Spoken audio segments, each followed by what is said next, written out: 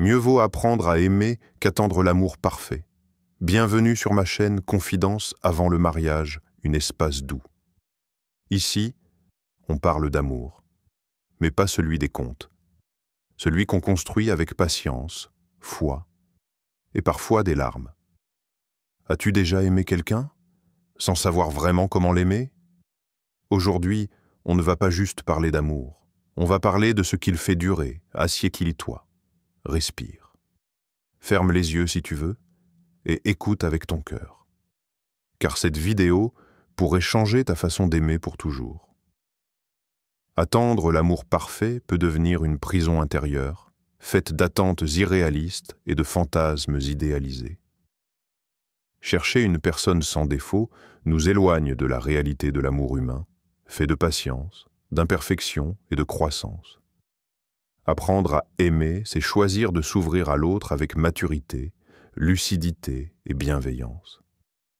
C'est comprendre que l'amour se construit dans le quotidien, pas dans l'attente d'un idéal. Mieux vaut apprendre à aimer, à se donner, à accueillir, plutôt que de rêver sans fin à un amour parfait qui n'existe que dans les contes.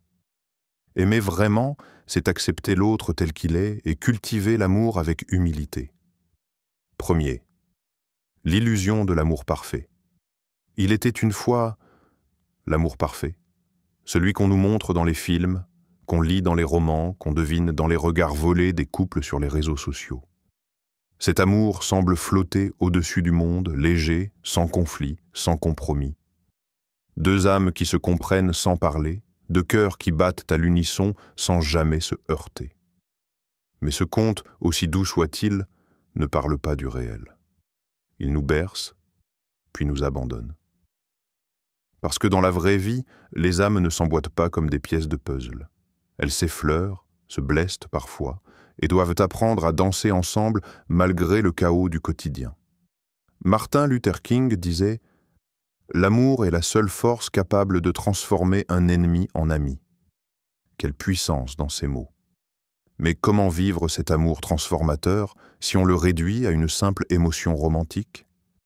Si on l'attend comme un coup de foudre magique qui viendrait tout arranger? Attendre l'amour parfait, c'est parfois repousser l'amour possible. Celui qui se présente avec des maladresses, des doutes, des failles. C'est se priver d'une relation vivante parce qu'on poursuit une image figée. Dans les langages de l'amour, Gary Chapman nous rappelle que « ce que nous faisons pour l'autre, par amour, devient une expression de cet amour. » Ce n'est pas l'amour parfait qu'il valorise, mais le choix d'aimer, encore et encore. Pose-toi cette question. Et si ce que j'attends n'existait pas? Pas de prince, pas de sauveuse, pas d'être sans ombre, toujours compréhensif, toujours disponible, toujours parfait. Et si l'amour, le vrai, c'était plutôt cette personne que tu n'avais pas remarquée parce qu'elle n'entrait pas dans ton fantasme? Et si le vrai amour commençait le jour où tu cesses de chercher le parfait pour embrasser le vrai? Tu vois, l'illusion de l'amour parfait, c'est une fuite.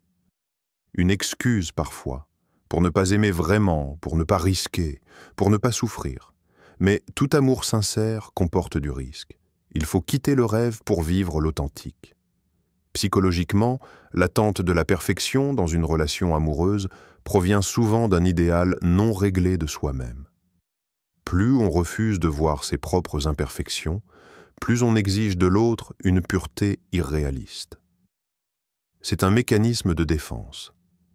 Une manière de garder le contrôle. Si je trouve la bonne personne, je n'aurai plus de conflit, plus de déception. Mais c'est faux. Même avec la personne la plus douce du monde, il y aura des tensions. Parce que deux cœurs humains qui se touchent, ça remue. Et c'est là qu'on voit la beauté de l'amour réel. Il nous confronte, il nous éveille, il nous fait grandir. Il n'est pas toujours agréable, mais il est vivant. Ferme les yeux un instant. Imagine un amour sans masque. Un amour où tu n'as pas besoin de jouer un rôle, où l'autre non plus ne prétend rien. Il est juste là. Il ne correspond peut-être pas à tout ce que tu attendais. Il ne parle pas comme dans les films.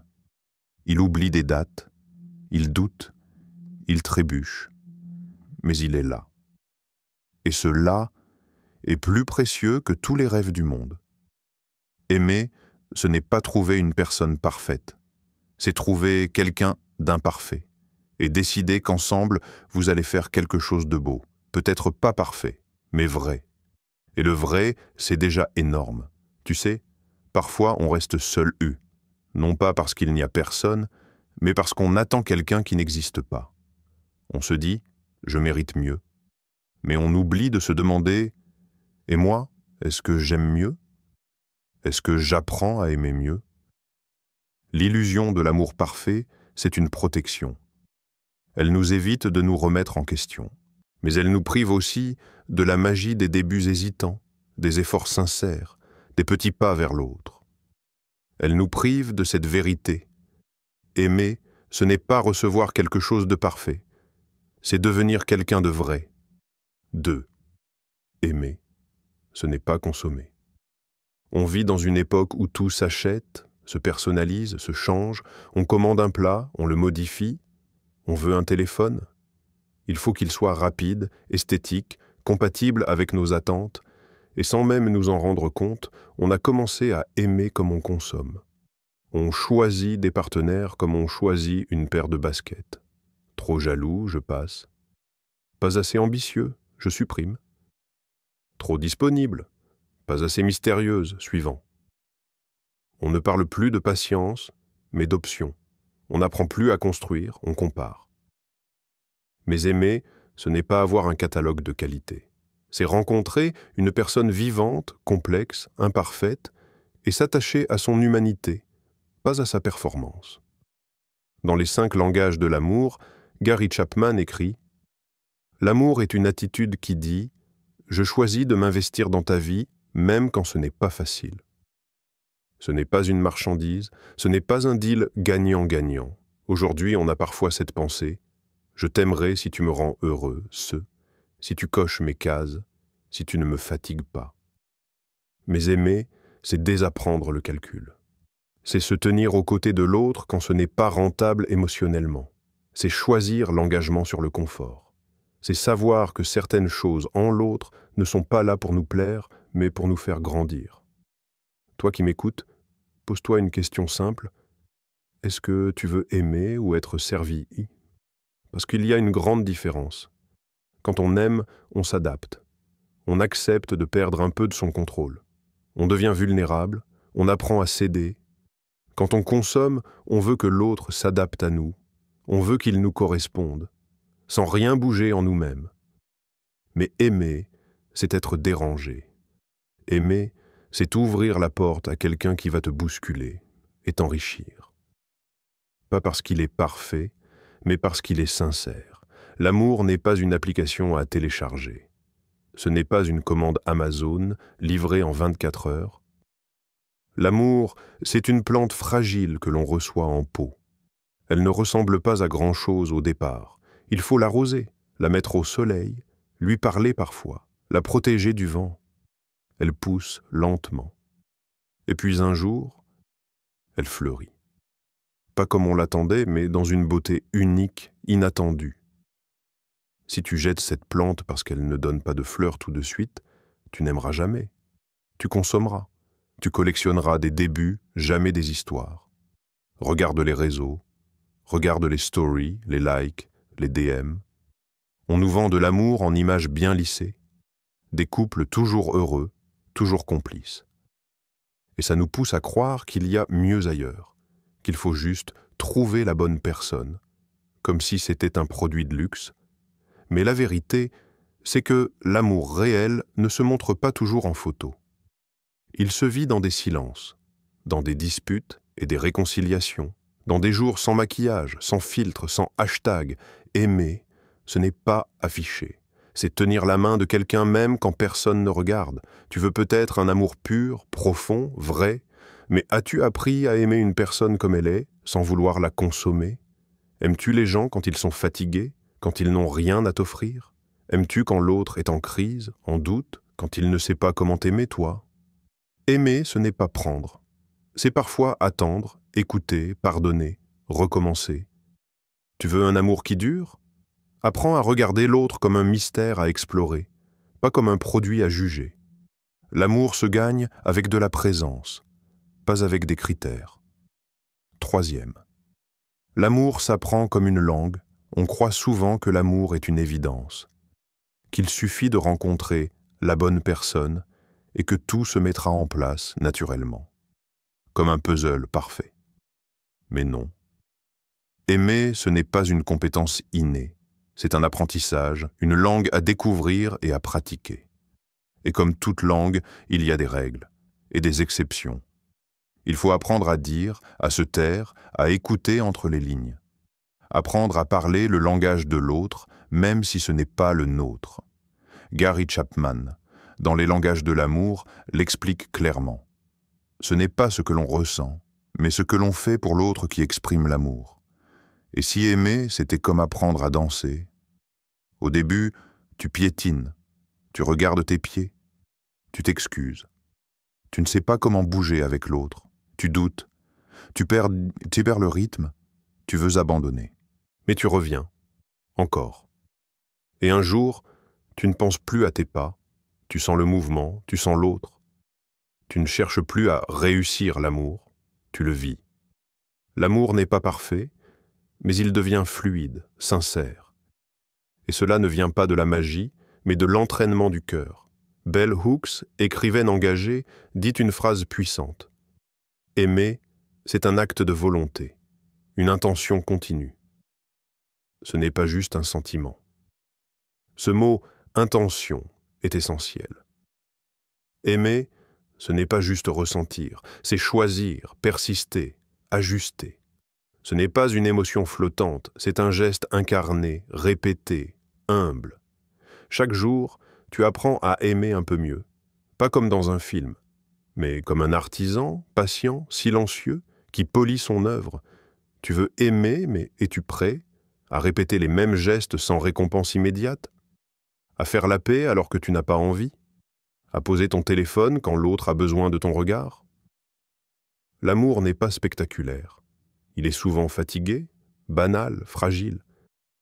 Mais c'est justement là qu'il devient fort. Dans ces matins où tu ne ressens rien de romantique, mais tu choisis de rester. Dans ces silences tendus où tu préfères écouter au lieu de réagir. Aimer, c'est une discipline du cœur.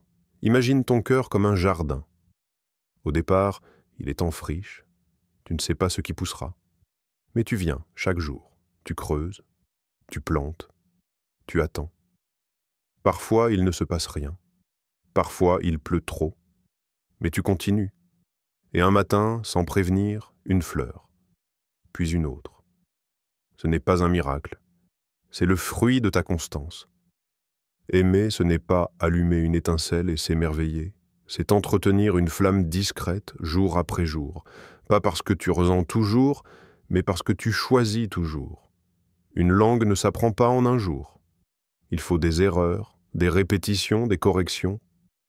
Au début, tu n'es pas fluide, tu bafouilles, tu bloques. Mais un jour, tu rêves dans cette langue. Tu ressens dans cette langue. Tu ne traduis plus, tu vis dedans. Aimer, c'est exactement ça. Au début, tu imites ce que tu as vu, tu essayes.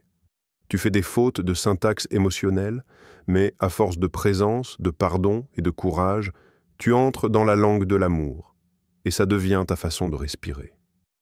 4. L'autre n'est pas un sauveur, tu vois. On attend parfois quelqu'un comme on attend un miracle. Quelqu'un qui va réparer tout ce que l'enfance a laissé en vrac.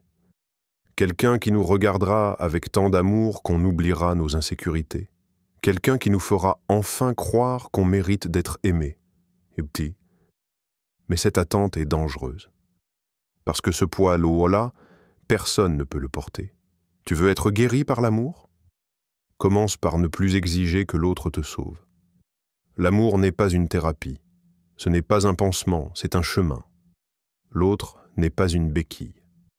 Il n'est pas là pour remplir un vide ou éteindre tes tempêtes.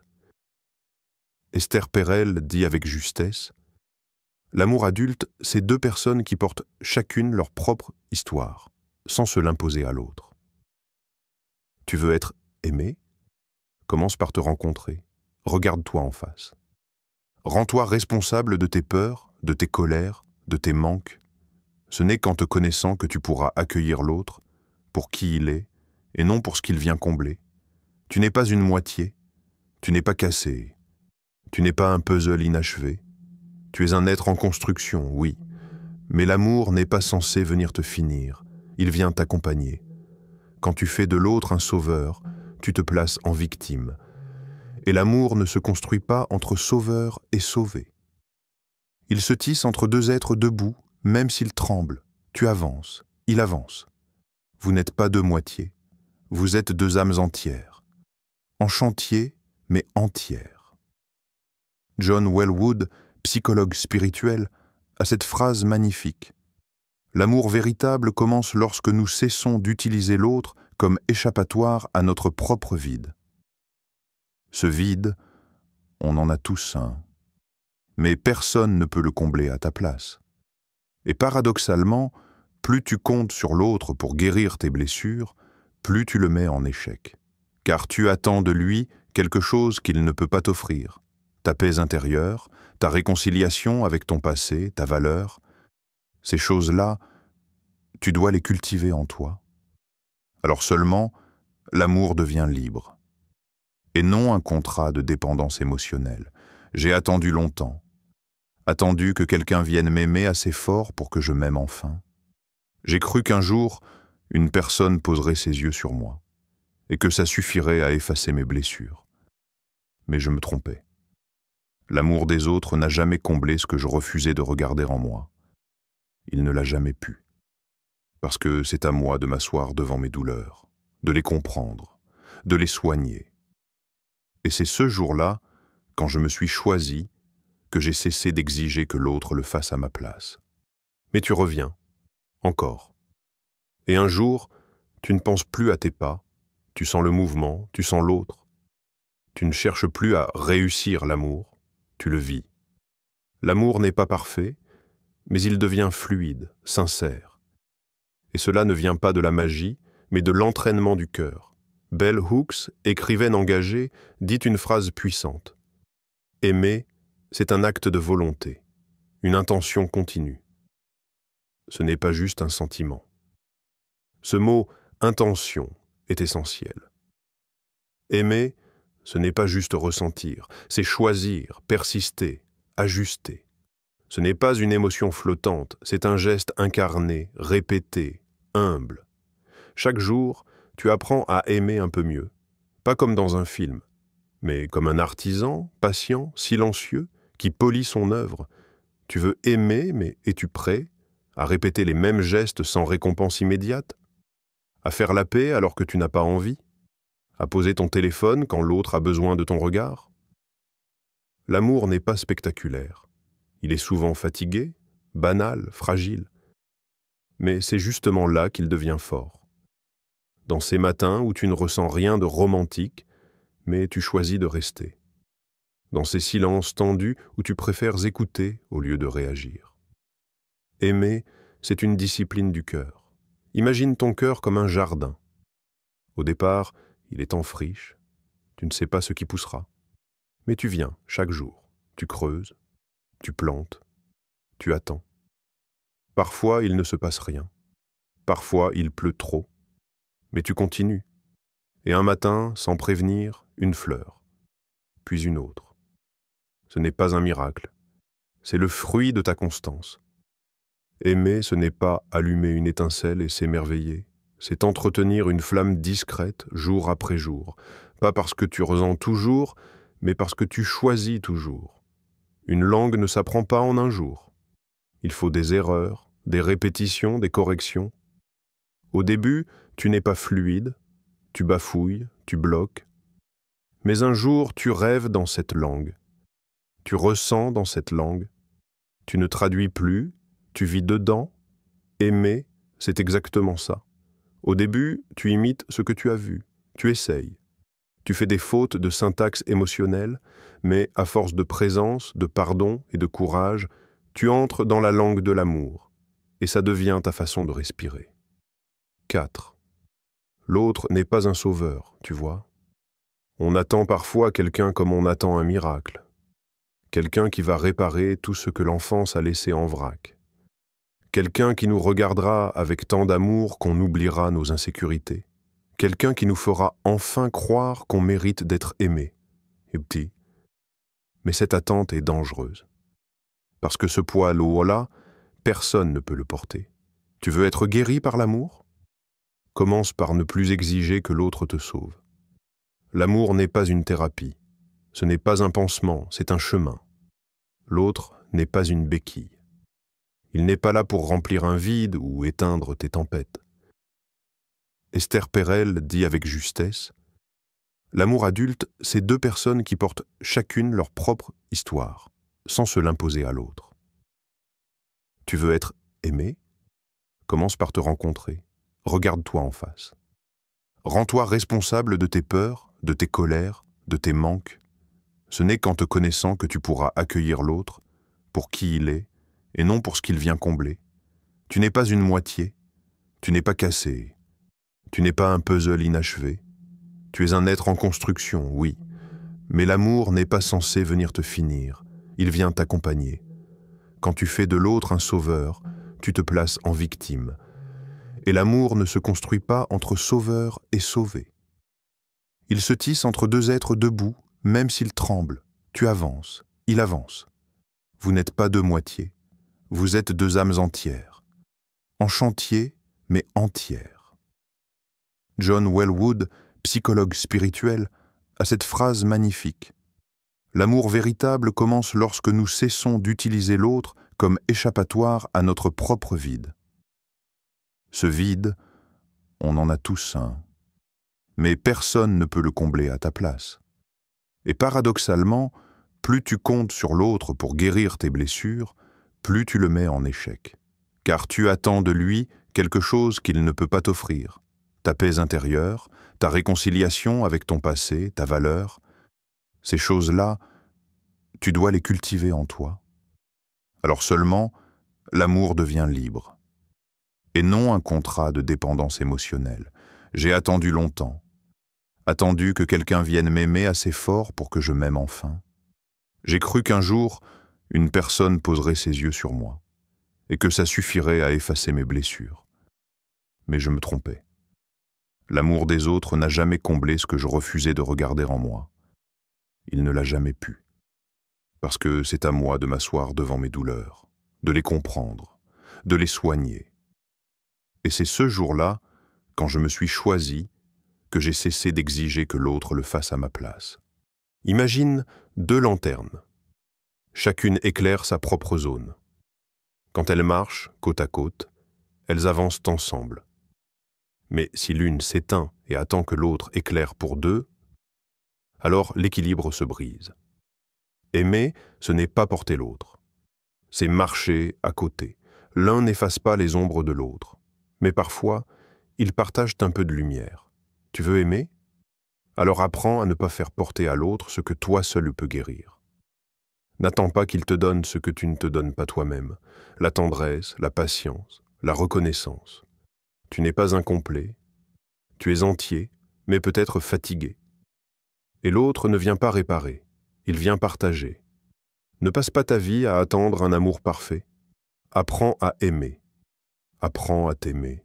Apprends à aimer quelqu'un qui, comme toi, cherche à avancer doucement dans la vérité. Car c'est dans l'ordinaire qu'on trouve l'extraordinaire de l'amour réel. Merci d'avoir partagé ce moment avec moi. Si cette confidence a touché quelque chose en toi, alors n'oublie pas, tu n'es pas seul sur ce chemin. Prends soin de ton cœur. Il est plus sacré que tu ne le crois. Et rappelle-toi, aimer, c'est aussi apprendre à se réparer. Si tu as écouté jusqu'ici, alors peut-être ton âme avait besoin d'entendre cela. Que ton futur soit rempli de lumière, d'authenticité et d'un amour qui comprend. Partage cette vidéo avec quelqu'un que tu veux aimer mieux.